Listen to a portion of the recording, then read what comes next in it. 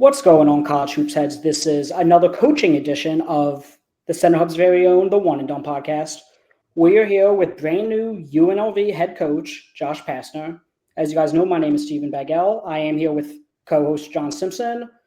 But we have the man of the hour, Coach Pastner. How are you doing today? Stephen, John, great to be with you. Sorry that I look like this. I had to work out. I had to get a sweat in today. I've been going nonstop, 24/7. Las Vegas is 24/7. So the head coach of UNLV's got to be 24/7.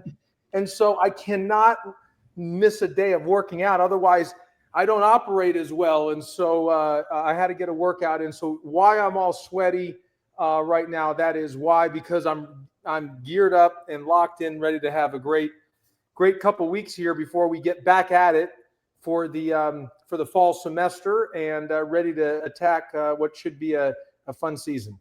How hot is it in Vegas right now? Let me just tell you this. I ran outside. I love either doing spin bike. I love interval cardiovascular work. I love running hills. And today I ran multiple hills outside in about 100 and some odd degree weather. It is hot. You feel it.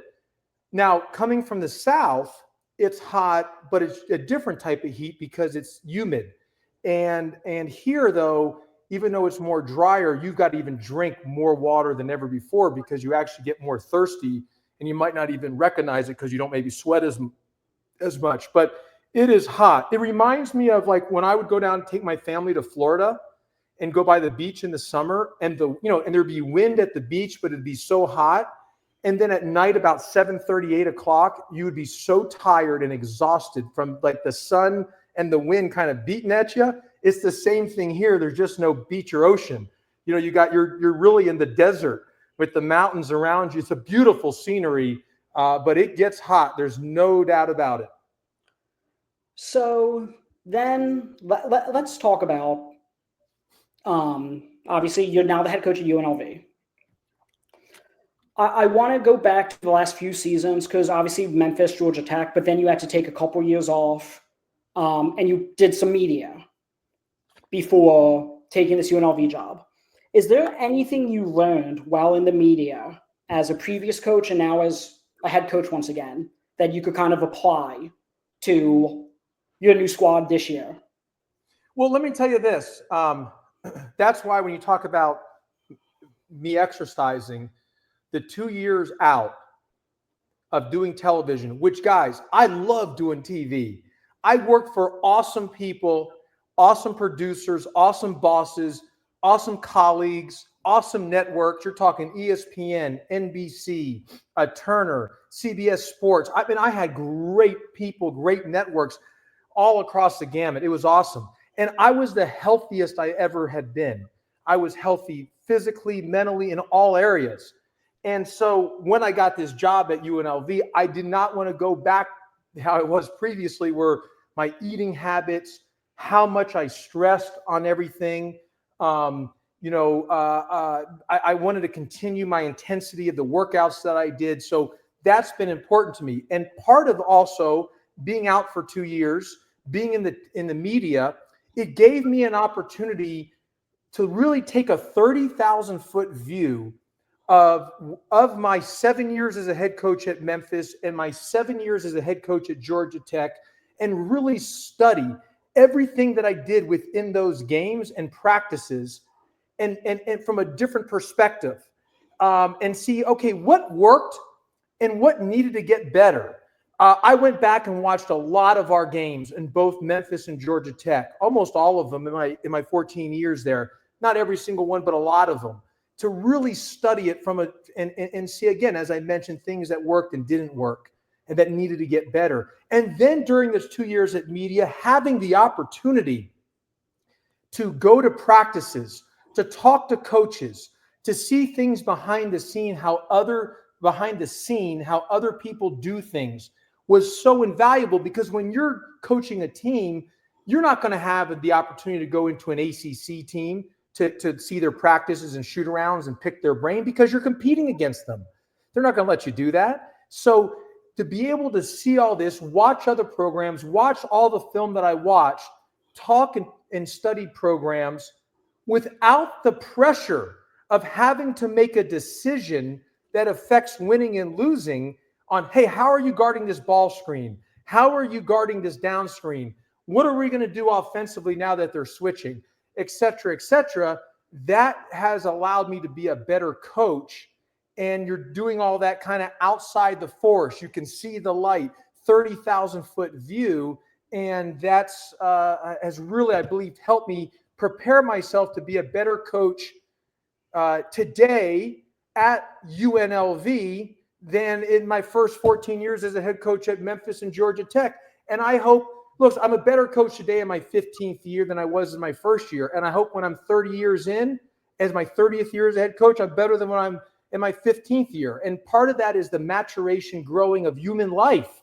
That's part of being a human being. You get, as you go in your years, you get better, wiser, more mature. You learn a lot.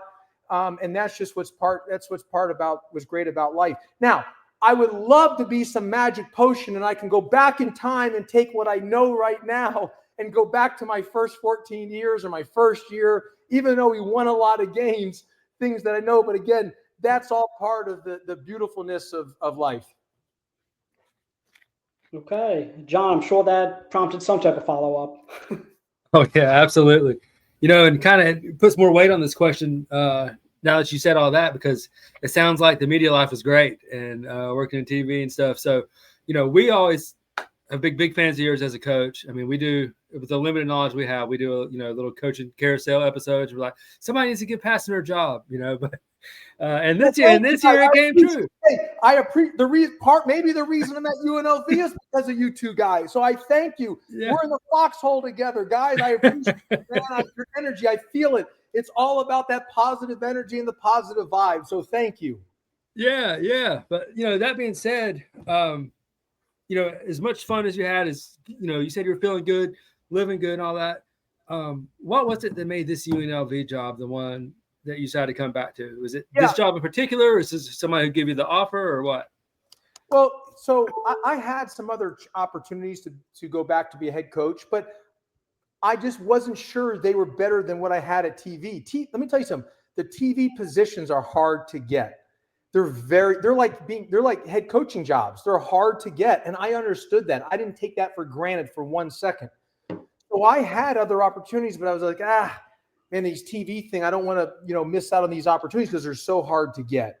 But when UNLV came calling, when that job opened and I had the opportunity to interview, look, I believe UNLV is sort of like a sleeping giant type of job. You look at that team in the 80s and 90s of what Coach Tarkanian and his staff and those players, what they've done for college basketball. One, think about what they've done for Vegas.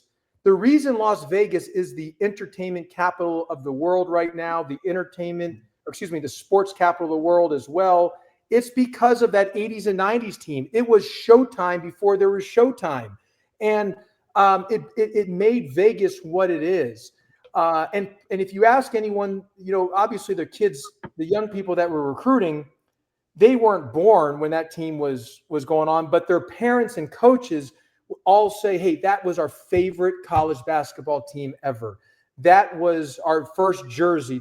We love those games. So to be able to sit in that chair, knowing that Coach Tarkanian sat in that same chair, the success that he had and this program has had, and to have the opportunity to try to re-energize it, reignite it, help kind of shake the trees a little bit and get everybody back excited and on board. And look, yes, there's more competition in Las Vegas than ever before. You've got the Raiders here. You've got the A's coming. You've got the Aces. There's going to be an NBA team coming. You got the Golden Knights NHL. There's a lot of things going on in Las Vegas. I don't look at that as a negative.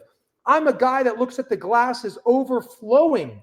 So I look at that as a positive. More foot traffic coming through here. More people have chance to have eyes on them, on UNLV, and see what UNLV stands for, what it means. It's a global name. And for every great city, there's got to be a great university. And we're the flagship university of this city. And that's what it's about. And so to have an opportunity to kind of like I mentioned, kind of re-energize it and get it back going is something that it was too hard of an opportunity to pass up. And I've been on cloud nine since I've taken the job. It's like when I got the opportunity to put that UNLV shirt on, it's like putting a little league jersey on. You know, when your back of the hair on your neck stands up, you got the goosebump in your forearms.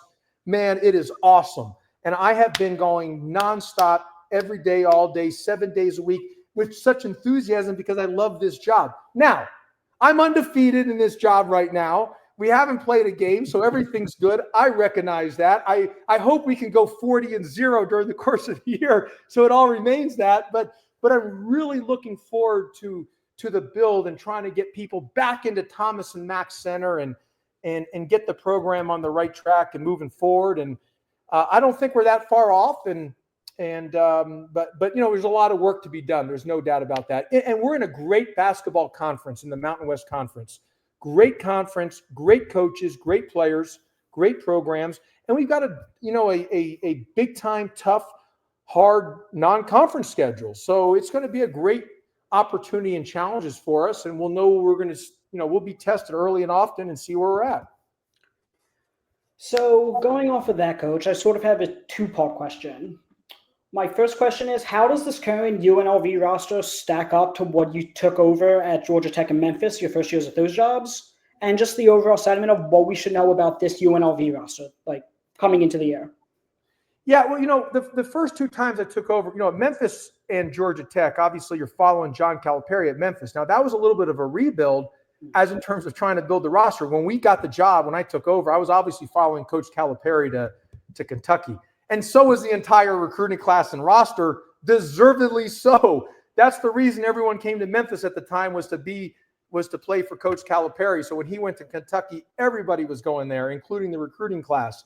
DeMarcus Cousins, Xavier Henry, John Wall, Eric Bledsoe. So when I ended up taking over the job at Memphis because they couldn't find a head coach, they had to hire someone. I was a last man standing at 31 years of age. We only had about 6 guys, and a lot of guys didn't play. I was sending out emails begging people to come to play for us to see if there's anybody available. There was no transfer portal at that time, so it was interesting. And but again, we had a great first year and overachieved and really laid the foundation. And the same thing at Georgia Tech. When I took over, it was a little bit of a rebuild. We were kind of starting over, but there were some guys who maybe didn't play a lot, and then some guys coming in, and it kind of just worked itself out. And again, I felt we overachieved and had a good first year, which laid the foundation to eventually for us to win the ACC championship years down the road. And then and here it's a little bit, you're kind of starting over again. And because when I came in, everybody was in the portal because of the rules now with the transfer portal. We had to build a new roster from ground zero. So we had to sign 13 new players because everybody left. So you had to sign 13 new guys. And in the second part of your question, what I would tell you is I like this group. I think we got good length. This summer, we had 8 weeks of summer access, and we had a lot of contact. We really focused a lot on physicality and getting after it. But with that comes injuries. We've had a couple injuries, bumps and bruises, shoulder separations, had a guy had a foot surgery. So the key now is when we get back to the fall, we want to keep that contact, but a key for our team is going to remain healthy. We've got to stay healthy. So knock on wood, we do. That's a big key. But I like where we're at. We have a good mindset. This summer, we really tried to instill a mentality of what our standards are going to be, what our culture is about, more so than systematically a defense or systematically an offensive situation. We really try to instill mental, okay, this is what Coach Pastner wants. This is what it's about. These are our standards. These are non-negotiables. This is black and white. These are what you're going to control the controllables on and depressurize everything else. And that's kind of where our focus has been as we get into later in September in our practices, in the team practices, when we start official team practice. That's when the systematic part, offensively and defensively, we will start introducing and putting in to our group. But as of so far, it's been a good summer and like where we're at. Okay. So John, I think, has one more question. Then we're going to do a quick full court press with you, Coach, which is basically some rapid fire fun type questions. Great. All right. So, you talked about getting to Memphis and there being like 6 guys in the locker room, and I think back then that was kind of alarming. Today you might be like, hell yeah, I got 6 guys coming back this season on my roster. With all the NIL and stuff, I know it's a lot different landscape than it was even 2 years ago. How are you, finding that to work with you as a recruiter, as a coach, and how has that adjustment been for you? And how are you specifically kind of working with the NIL portal era? John, I love this new landscape. I love it. I love recruiting. That's been a staple of mine. My survivability has been on player evaluation, on getting guys better, sweat equity with the guys, and recruiting. I mean, that's what my survivability has been on in my basketball career to this point. But what I love about the new rules is I am such a non-wasting time guy. Think about the old days. You recruit a guy for 3 years, every day, all day, the amount of time and effort you would put in. You get to that senior year, you're hoping that you get one of the 5 official visits. Then you got to wait. Then they make a presentation. They got hats and all these things. If you get the kid, it's elation. If you don't get the kid, it's devastation. And now, instead of 3 years, it's 2 to 3 weeks you make a decision. You get on the kid in the portal, you watch film, you call people, you know about him, boom, boom, boom. Then you call the agent, you see if there's an interest, and you say, what's the number? You talk about the number, you see if the kid's interested, they take a visit, and then they decide if you can meet the number, the kid likes the school, he comes. And you do that in 2 to 3 weeks. It's such a different deal. I love it. I'm all for it. Yes, are there some challenges with the current landscape? You're darn right there is. There's some things that need to be, figured out. But overall, I think it's awesome. And I'm a guy that loves people. I love dealing with people. And in this climate, you better love dealing with people because you're going to have to fundraise all the time. You've got to be out all the time. You've got to be dealing with people all the time, more so than ever before. So I'm all for the new climate. Now, do I think eventually maybe they just have a total salary cap for every school, whether you want to get to, let's just say 8 million. I'm just making that number up out of thin air. Every school that plays Division I basketball, you have 8 million. Doesn't mean you have to use the 8 million. Maybe not every school can afford that, but that's the cap. You can go up to 8 million, or maybe it's 10 million or 12 million or 5 million. I don't know the number. I would like to eventually where every school is under the cap. Again, not every school can get to that cap. That's fine. But there's a limit on at some point of a cap. I would like to see that at some point. I think that would be good if they could get to that. But, that might take more of whether it's the student athletes become employees or if there's a federal law at some point where antitrust, so the NCAA doesn't get sued as much.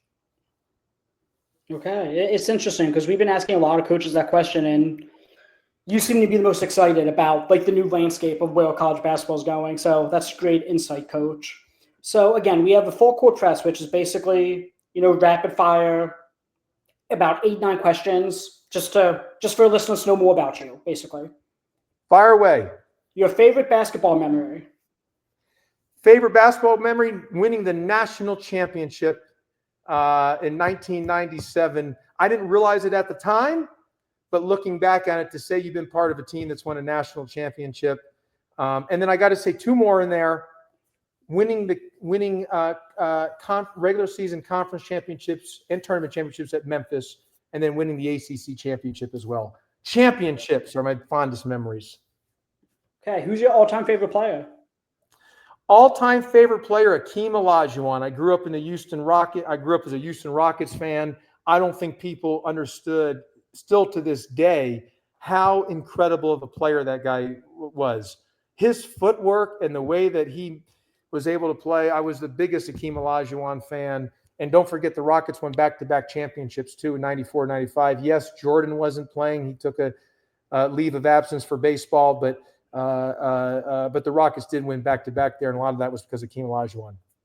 What is something that fans may not know about you? 2 things I would say. I got my bachelor's degree from the University of Arizona in 2.5 years, 7 semesters as a student athlete, and I got my master's in 1 year. So I got my bachelor's and master's in 7 semesters. So 5 semesters bachelor's. I said 7. 5 semesters in bachelor's, 7 total for my master's and bachelor's. No summer school, no units coming in. And my second thing is I've never had a sip of soda. I don't drink soda. My parents never gave it to me when I was young. And as I got older, I said, what a neat fact to say that I've never had soda. I don't know which one of those two is more impressive, honestly. And the third one is I don't use any foul language during practice. I don't let the players, the coaches, this is my 15th year as a head coach, no foul language in our program. Okay, interesting. If there was no such thing as basketball, what would you be doing? Oh, without question, would be in law enforcement for sure. Some FBI, SWAT team, something with police work. If you had a superpower, which one would you want?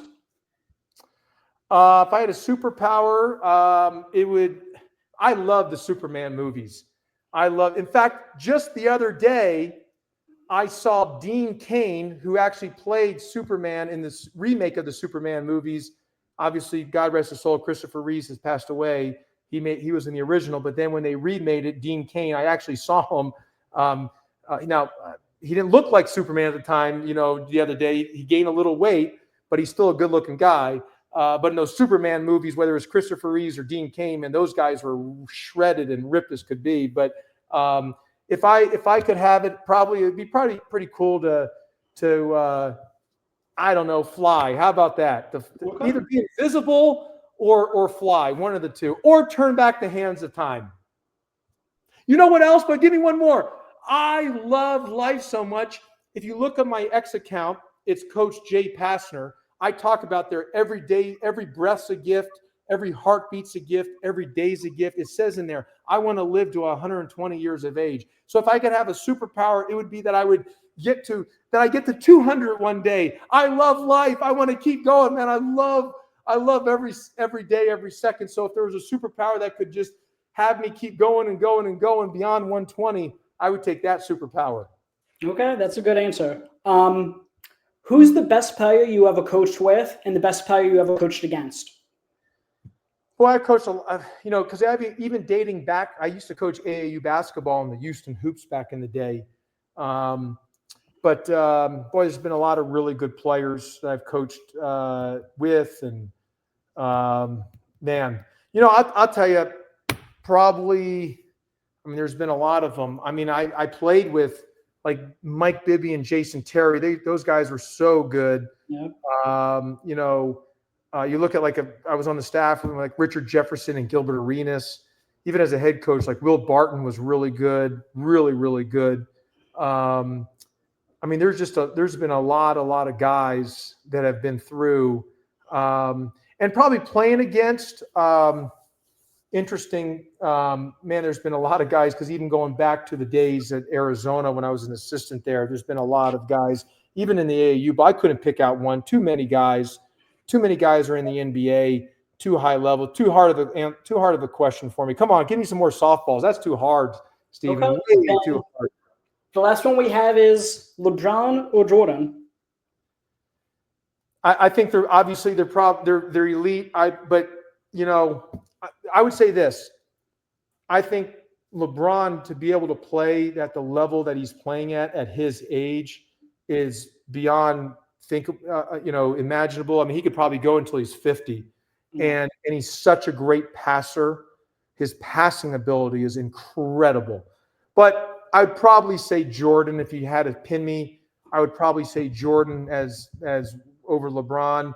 But that's not taking anything away from LeBron, because that guy's just, you look at his passing ability and the way he plays and things he can do. He's one of the greatest, forget like basketball, just one of the greatest athletes ever, regardless of sport. And, but I'd give probably Jordan a slight edge.